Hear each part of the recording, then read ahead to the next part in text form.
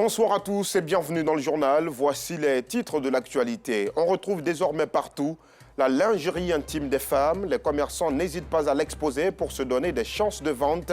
Mais cette attitude choque certains Ivoiriens qui fustigent un manque de pudeur et un abandon des traditions africaines. 8700, c'est le nombre de réfugiés burkinabés dans le nord de la Côte d'Ivoire. Le chiffre ne cesse de grimper en raison du terrorisme qui sévit dans le sud-ouest du Burkina, à la lisière de la frontière avec la Côte d'Ivoire. Des réfugiés accueillis par les populations de Kong, Kafolo, Teyini et Ouangolodougou. Voilà pour le sommaire. Et pour commencer, un sujet très intime, mais qui semble ne plus l'être, longtemps resté tabou dans nos sociétés africaines. La lingerie intime des femmes est de plus en plus exposée et il n'existe plus aucun marché où l'on n'en voit pas présenter aux yeux de tous, sans aucune gêne, une stratégie marketing pour attirer des clientes, mais qui soulève énormément de questions chez les populations. Deux femmes ont soulevé le débat, Georgette Tido Fofana et Aïcha Sanogo, suivant le reportage.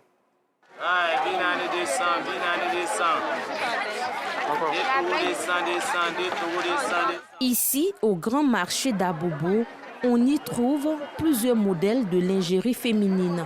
D'ailleurs, il y en a pour tout type de forme. Des dessous exposés le long du marché à la recherche de la clientèle. En présence de notre caméra, des clients préfèrent rebrousser chemin, tandis que d'autres n'ont aucune gêne à s'en procurer. Ceci sous le regard de tous. Si je venais acheter la slip au marché, soit le samedi, le lundi, je viens acheter la slip. Non, mais ça va gêner. C'est fier. Tout va me faire honte. On n'est pas si fier de moi-même après je l'ai acheté. Alors, souvent, il faut faire ça. Il faut échanger les slips, les soutiens. Ça, c'est important. Les commerçants de ces sous-vêtements de femmes, eux, n'ont aucune difficulté à étaler leurs articles. Ils disent recevoir toutes sortes de clients, élèves, jeunes, adultes et même personnes âgées. Tout le monde il vient payer, les jeunes filles, les vieilles, même garçons ils viennent payer pour les femmes aussi. À Rafes, il y a Santras, il y a Estrin, c'est mélangé. Il y a Dentel aussi. Et c'est les bâches là, il y en a encore. Et pour les grandes femmes, si il est comment, il y a des sensibles ici. On vend ça, moi je suis 200. Il y a d'autres qui viennent payer bâche gros pour envoyer sa maman. Au marché d'Abobo, il n'y a pas que les femmes qui viennent acheter leurs dessous. Des hommes s'adonnent aussi à des fouilles de lingerie femmes, à l'image de Serge, venu acheter les dessous de sa fille. C'est important que ce soit ta fille ou bien ta femme, si tu aimes quelque chose. Ce que toi-même tu veux là, tu peux peut-être hors de la maison, tu peux prendre ça pour aller lui donner, pour lui faire une surprise. Il n'y a pas d'inconvénient de ça quoi, pour moi. À l'approche de la fête de Saint-Valentin, ce sont les lingeries de couleur rouge qui sont les plus prisées. Quand Saint-Valentin arrive, ça marche, surtout les filles. Et puis il y a des garçons qui viennent payer pour leurs copines aussi.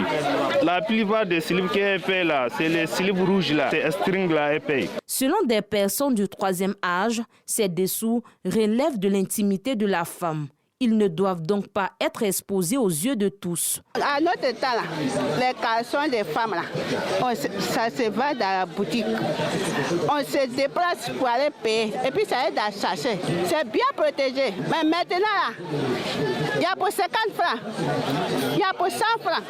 Les femmes là, ramassent tout pour aller porter. Puis c'est versé partout. Et puis il y a maladie. C'est pas normal qu'on expose les caleçons des mamans dehors. C'est un truc qu'on doit cacher. Mais quand c'est dehors, c'est pas joli à voir. Doit-on exposer ces lingeries de femmes dans les lieux publics? Exposer les lingeries de femmes, quelle morale peut-on retenir? Pourquoi ces lingeries par le passé caché sont aujourd'hui visibles à tous les carrefours? Pour trouver des réponses à ces questions, direction la commune de Yopougon, à la rencontre de Dr Nguessan, sociologue, enseignant-chercheur à l'université Alassane Ouattara de Bouaké. Pour elle, cette tendance est à l'image de la société actuelle. Cette exposition de plus en plus accrue des lingeries féminines répond au changement que nous constatons de plus en plus dans notre société. Il y a ici la libération des pratiques en rapport avec l'intimité de la femme. Parce qu'avant, il y avait une codification de cette intimité-là. C'est-à-dire qu'il y avait ce qui devait être correctement fait, Et puis il y avait ce qui devait, par la moralité, traditionnellement être fait par les femmes. De plus en plus, les femmes s'émancipent. Et cette émancipation passe aussi par le fait qu'elles n'ont plus peur de montrer leur dessous. Morale ou pas, le plus important pour certains clients, retourner avec des lingeries, string, bâche ou V à moins de coût. Bon ben, ça se passe de tout commentaire, à chacun de se faire une idée. Dans la commune d'Abobo, il ne fait pas bon vivre dans les quartiers Palmeraie, Kennedy et Anador. Les eaux usées stagnent à tous les coins de rue. Les riverains indiquent l'absence de canalisation et l'incivisme comme cause de ces flaques d'eau. La situation perdure et crée des problèmes de santé chez les enfants et même les adultes. Les odeurs fétides et nauséabondes, n'en parlons pas. C'est tout le temps que l'air est pollué par de mauvaises odeurs dans ces quartiers. Suivant ce reportage commenté par Aficiata Karamokodoso.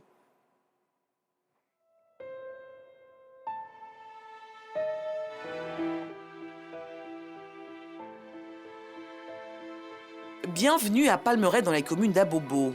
Ces eaux usées qui coulent à longueur de journée dans les rues et ruelles de ce sous-quartier ne cessent d'inquiéter les populations. Selon certains riverains, ce balai d'eau usée serait dû au manque de canalisation. L'odeur suffocante et nauséabonde dégagée par ces étendues d'eau usée empêche les habitants de Palmeraie de vivre aisément. Depuis on est dans le quartier, on n'a jamais eu de canalisation. Il n'y a jamais eu. Jamais, jamais. Donc tu fais ta vaisselle, c'est ici on vient verser l'eau. Tu fais lessive, c'est ici on vient verser l'eau. Nous avons un peu aux alentours des femmes qui vendent, des commerçantes qui vendent de la nourriture. Tu vas, tu payes la nourriture. Quand la femme même veut te donner, souvent ça tombe dans le quotidiennement. Vraiment, c'est la souffrance dans ce quartier. Dans le désespoir, certaines personnes se sont même fait arnaquer par des jeunes du quartier. Ces derniers prétendaient avoir trouvé une solution pour éradiquer définitivement le problème des eaux usées dans ce quartier. C'est les jeunes, mais nos petits frères, nos propres enfants dans le quartier. C'est eux qui ont dit qu'ils sont en collaboration avec la mairie qui vont arranger le quartier. Voilà ma soeur, c'est elle qui m'a appelé pour dire de donner les 50 000. Que si on ne donne pas, que ce n'est pas bon. Il y a une douche là-bas, à cause des 50 000, ils ont cassé la douche des gens. Il y a une dame qui s'est lavée, elle est sortie presque nue de sa douche. Ils nous ont terrorisés. Ils ont continué. C'est là maintenant on a découvert maintenant que c'est faux. La mairie n'est pas au courant. Quand ils les dénoncent, il y a un problème avec eux. Autre quartier, même tableau sombre.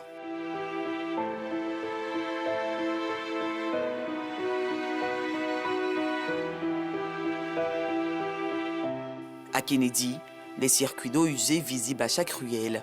Ici, en plus du manque de canalisation, le comportement incivique des riverains serait également à la base de la présence des eaux usées dans leur quartier. Les habitants inquiets se disent exposés à toutes sortes de maladies. Il y a un problème, un souci de canalisation. Les eaux usées là, les mamans elles ont du mal à conserver les eaux usées dedans, puisque déjà ça peut créer beaucoup de choses. Et les enfants qui sont là, ça peut les rendre même malades. Donc elles sont obligées de venir déverser comme ça au dehors. Dans le quartier même, il y a des gens qui n'ont même pas de WC. Ils versent l'eau n'importe comment. D'abord, quand tu n'as pas de WC, l'eau là coule. C'est l'eau de caca qui est là. Hein. Ce n'est pas l'eau de maison, c'est l'eau de caca qui est là. Ils n'ont même pas de WC, ils ont des maisons, ils n'ont pas de WC. Bon, ça nous fatigue, sérieusement. Nos enfants, à tout moment, ils sont malades. Ils sont toujours malades. Parce que les enfants veulent jouer, ils vont jouer où? C'est là qu'ils vont venir jouer. Tu ne peux pas dire à ton enfant, non, reste dans la maison. Non, là, il y a toujours les problèmes de maladie encore. Le quartier Anador, toujours dans la même commune d'Abobo, n'est lui aussi pas épargné.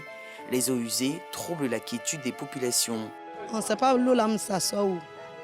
Donc, de là, ça sort ici, ça sort ici. Donc, si la pluie vient, c'est trop. Ça sent mauvais même. Ça nous gêne trop. Si à Palmeraie, Kennedy et Anador, les populations semblent être habituées au triste décor que présente leur quartier, toujours est-il qu'elles espèrent la clémence des autorités de la commune pour les sortir de cette vie de précarité et leur permettre de respirer l'air pur.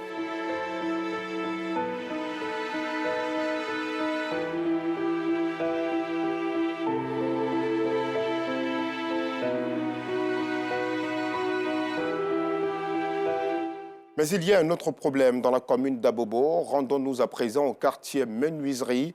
Le trajet risque d'être périlleux car dans ce quartier, les routes sont méconnaissables. Des nids de poules et des trous béants rendent la circulation presque impossible. À cela s'ajoute cet tas d'ordures déposées sur les trottoirs.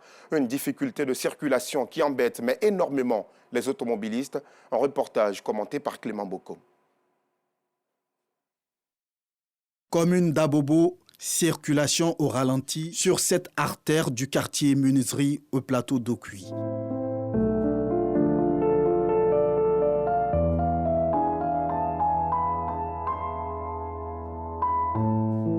Difficile pour les automobilistes de circuler aisément du fait de ce nid de poule présent à ce virage. C'est vraiment déplorable de voir qu'une aussi grande ville ne puisse pas avoir des voies praticables pour permettre aux usagers de pouvoir circuler en toute sécurité. C'est très compliqué.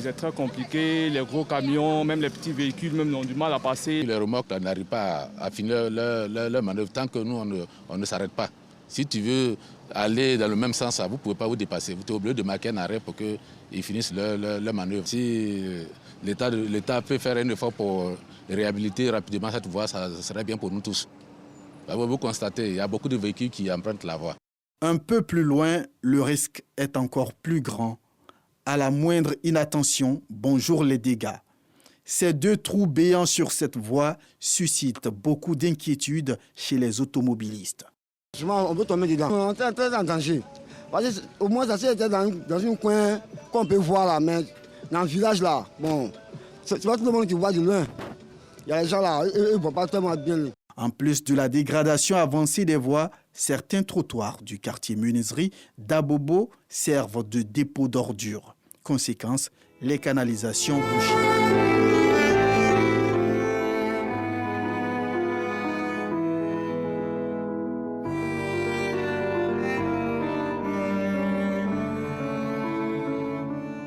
Franchement, moi, ça me fait du mal. Parce que quand je vois mon quartier un peu sale comme ça, en tout cas, j'aimerais dire au ministère de la Salubrité de au moins envoyer des gens passer un peu dans le quartier pour regarder si, si le quartier est propre, quoi. Parce que vraiment, ça me touche un peu. Au-delà, ça nous pas dit trop même. Quand on vide le caniveau là, il vient mettre encore les fadets de vider, les options on laisse. Quand on vient matin, on vient trouver que le caniveau est sale, donc on laisse. Avant on vidait, maintenant on est fadés de vider, donc on laisse maintenant. Les habitants et automobilistes du quartier Menuiserie de la commune d'Abobo espèrent donc une solution rapide à leurs problèmes. En bref, le prix de la noix brute de cajou pour la campagne 2023 est fixé à 315 francs, une augmentation de 10 francs contrairement à la précédente campagne. Le ministre de l'Agriculture et du Développement rural l'a annoncé ce matin lors d'une conférence de presse dans la commune du Plateau. La Côte d'Ivoire et le Japon renforcent leurs relations dans le secteur de la formation. Le 15 février prochain s'ouvre à l'Université d'Abidjan la foire des études au Japon, une lucarne qui offre aux étudiants ivoiriens toutes les informations sur les études dans l'Empire du Soleil levant. Et dans ce cadre, le responsable des études du Japon en Afrique sillonne quelques établissements dans lesquels le japonais est enseigné. Bintou Pekele. Les drapeaux ivoiriens et japonais, symboles de la coopération qui lie les deux pays. Pour mieux coopérer, il faut se comprendre. D'où l'apprentissage de la langue japonaise dans cette école d'enseignement supérieur à Yopougon. Ne sont pas des boissons du Japon. Okay. Au niveau des verbes, il n'y a pas de variation ni en genre ni en nombre. On lit les mots tels qu'on voit. C'est très facile à apprendre la langue japonaise. Aujourd'hui, nous sommes à la 3e séance. Déjà, nous arrivons à écrire, formuler des phrases. Et je crois que c'est vraiment intéressant à apprendre. Et j'ai envie d'aller encore plus loin, obtenir une bourse d'études pour aller étudier au Japon. À l'issue de ce cours, les étudiants seront capables de réussir le niveau 5 de l'examen international de japonais. Alain, le professeur, se souvient de ses débuts d'apprentissage. C'était des heures de téléchargement de fichiers sur Internet, apprendre à écrire seul. On pouvait buter des semaines sur une explication parce qu'on ne savait pas exactement ce qu'il fallait faire. Bon, Dieu merci, eux, ils ont quelqu'un pour leur apprendre le b.a.-ba facilement. Et l'avantage est qu'ils sont réceptifs. Donc c'est beaucoup plus facile d'avancer comme ça. Au fond de la classe, Hikaru, coordinateur des projets d'études du Japon en Afrique. Il est en Côte d'Ivoire pour la foire des études au Japon, prévue pour le 15 février prochain. Il est accompagné ce jour du directeur général de l'Institut de la langue japonaise d'Abidjan, également professeur de la langue.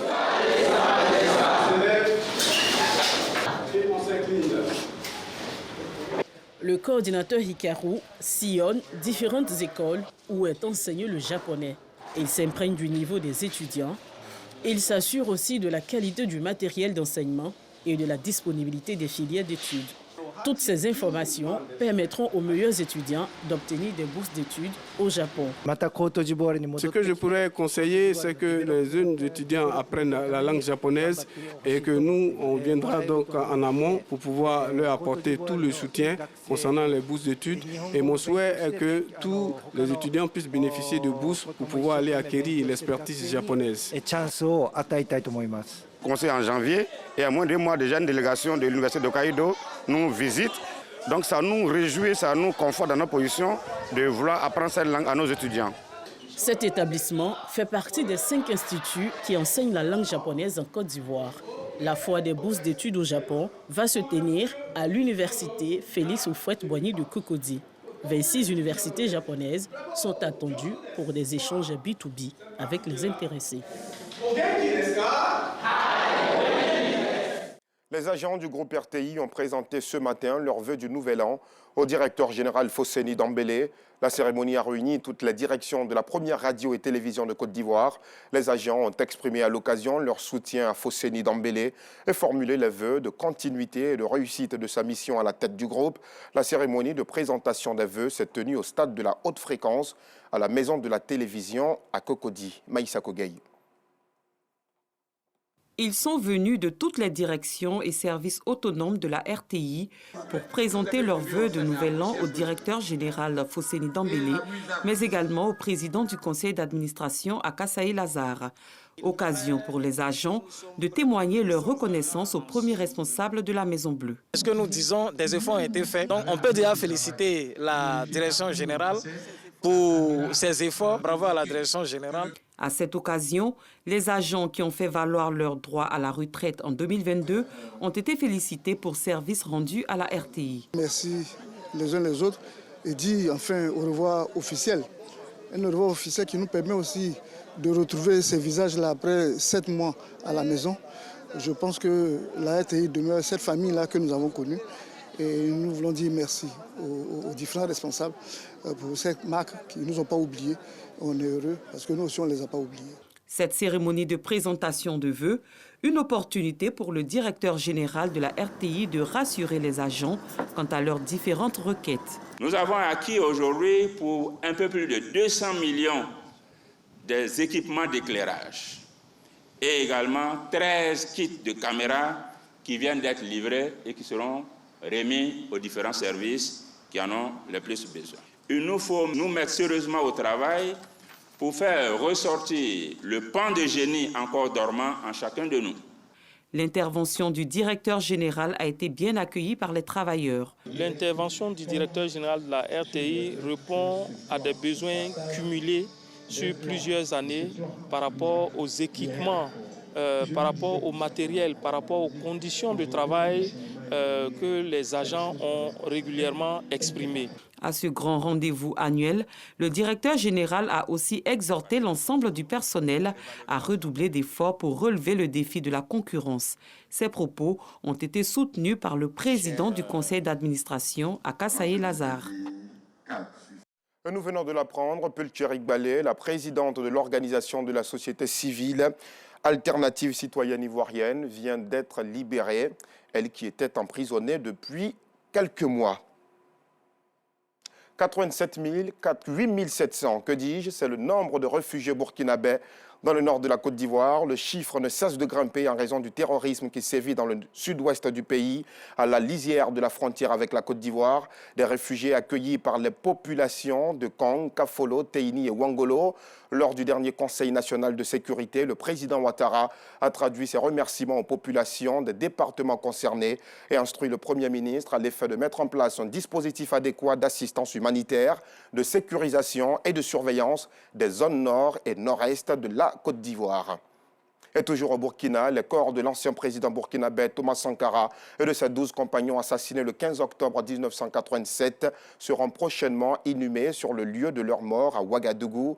L'annonce a été faite ce vendredi par le porte-parole du gouvernement, le ministre de la Communication, Jean-Emmanuel Ouedraogo. Le pape François est arrivé aujourd'hui au Soudan du Sud, dernière étape de sa tournée africaine. À Juba, le pape va promouvoir la paix et la réconciliation dans un pays déchiré par la guerre civile et l'extrême pauvreté. Au Soudan du Sud, plus jeune pays du monde, la guerre civile qui a fait rage entre 2013 et 2018 a fait 380 000 morts et des millions de déplacés. Dans ce pays, l'Église joue un rôle de substitution dans des zones sans aucun service gouvernemental et où les humanitaires sont souvent attaqués, voire même tués. Et pour finir, sachez que le célèbre couturier d'origine espagnole, Paco Rabanne, est décédé à l'âge de 88 ans ce vendredi. Ce couturier a connu le succès dans les années 1960, surnommé le Nostradamus de la mode pour ses prédictions. Le couturier parfumeur a toujours versé dans l'ésotérisme. C'est la fin de ce journal. Merci de votre fidélité. Excellente soirée.